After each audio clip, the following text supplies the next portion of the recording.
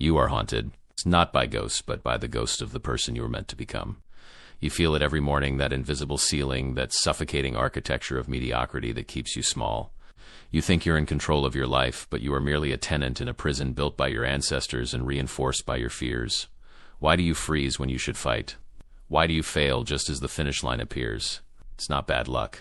It's a blueprint, a psychological design intended to keep you safe at the cost of your soul. Today, we are not just going to talk about your potential. We are going to dismantle the very structure of your failure. Welcome to the architect of self. Nature is brutal. In the wild, if a creature is not growing, it is dying. There is no middle ground. Yet human psychology has developed a strange anomaly, the desire for stagnation. This is the first pillar of your failure. Your brain is a survival machine, not a greatness machine. It values the known, even if the known is painful, to your subconscious. A miserable life you know is safer than a magnificent life you don't. This is why you feel a wave of anxiety the moment you try to change. Your amygdala treats a new business venture or a new habit as a physical predator. We must understand the concept of biological decline. When you stop challenging your limits, your internal architecture begins to rot. This is the entropy of the soul. You see it in people who have given up, whose eyes have lost their fire. They are the ones who let the group dictate their value. They are the last men that Nietzsche warned us about, beings who seek only comfort and warmth, avoiding the cold winds of greatness at all costs. To break this, you must recognize that your craving for comfort is actually a craving for death. Every time you choose the easy path, you are laying another brick in your tomb. The architect of self knows that growth only happens in the friction between who you are and who you could be.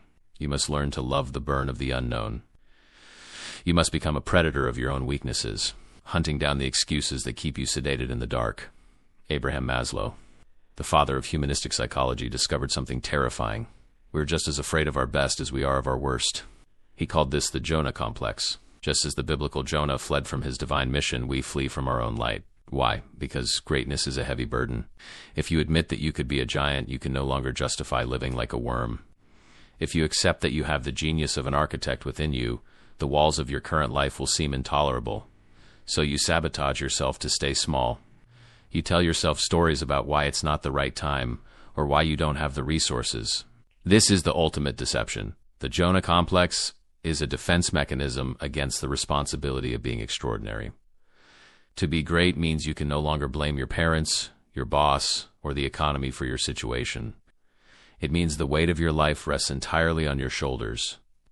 Most people would rather stay in the belly of the whaled ark, cramped and stinking, than stand on the shore and face their destiny. You must ask yourself, what is the cost of your safety? You are trading your potential for a false sense of security that will vanish the moment life gets hard. The architect of self understands that the whale's belly is not a home, it is a grave.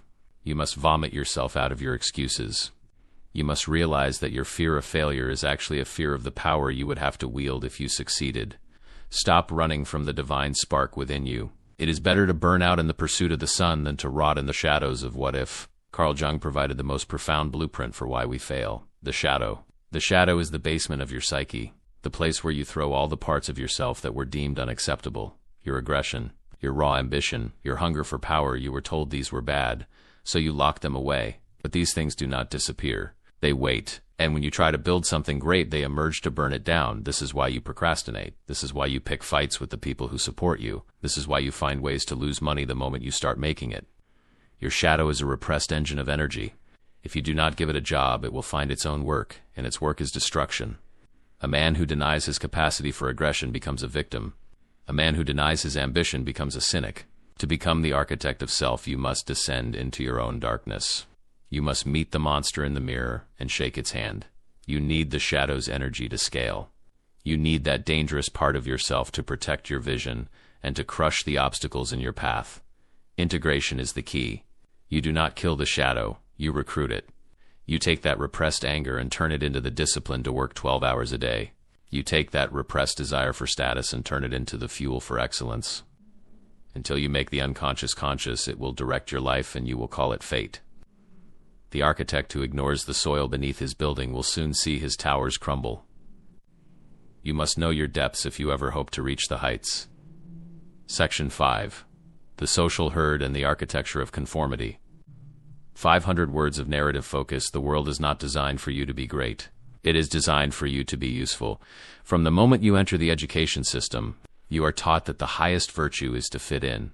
You are conditioned to build your life according to a blueprint provided by society. Get the degree, get the job, buy the things, wait for the end. This is the architecture of conformity, and it is a slow-motion suicide for the soul. The herd fears the individual because the individual's success is a reminder of the herd's cowardice. When you start to change, when you start to speak like an architect, the people around you will try to pull you back. They will use guilt, they will use reason, and they will use ridicule. They aren't trying to help you. They are trying to protect themselves from the discomfort of seeing someone actually live. You must be willing to be the villain in their story. You must be willing to be misunderstood. The greatest structures in history were once seen as impossible or even offensive. Your life must be the same. If everyone likes what you are doing, you are likely building something unremarkable. The architect of self knows that he must often stand alone. He builds his foundation on the rejection of the crowd. He understands that the social contract is often a suicide pact for greatness. You must burn the blueprints they gave you. You must stop asking for permission to be who you already are. The herd has no map for where you are going. You are the map maker. You are the one who decides how high the spire goes. Do not let the small minds of the many dictate the grand vision of the one. How do we begin the reconstruction? It starts with the will to power, not power over others, but power over oneself. You must become your own tyrant. You must demand more from yourself than the world would ever dare to ask. This is the stage of radical reconstruction. You look at your habits, your friends, and your thoughts, and you ask, does this serve the masterpiece? If the answer is no, it must be demolished. This is a painful process. It feels like losing your skin. But you cannot build a skyscraper on a foundation of mud. You must dig deep until you hit the bedrock of truth. This truth is often ugly. It is the realization that you have been lazy, that you have been a liar, and that you have been a coward. But this realization is the only ground upon which greatness can be built. The architect of self does not look for hacks or shortcuts. He knows that every inch of progress is paid for in blood and sweat. You must master your time. You must master your attention. In an age of digital distraction, the ability to focus is a superpower. It is the chisel of the architect. Every hour spent on mindless consumption is a stone stolen from your own monument. You must become obsessed. Balance is a myth created by the mediocre to justify their lack of commitment. Greatness is inherently unbalanced.